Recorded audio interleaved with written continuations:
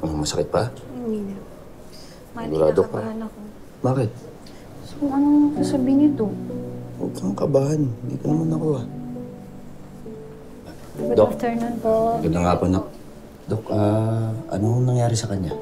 Base po sa symptoms at sa resulta po ng ultrasound, nakita po namin na posible pong may endometrioma ang pasyente o yung tinatawag namin na cystic lesions dahil sa endometriosis.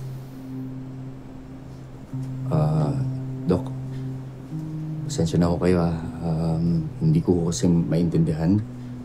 Ano ba yan? Delikado ba?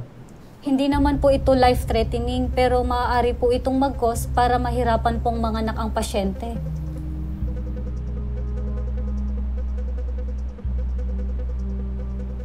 May balak na po ba kayong mag-anak ng misis nyo?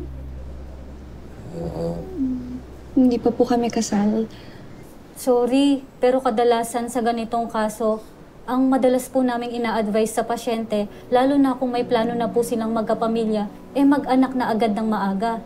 Mahihirapan po kasi kayong magbuntis kapag nasa edad 28 years old na po kayo.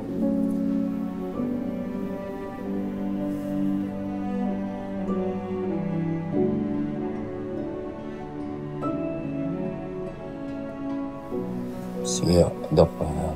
Maraming salamat. Salamat.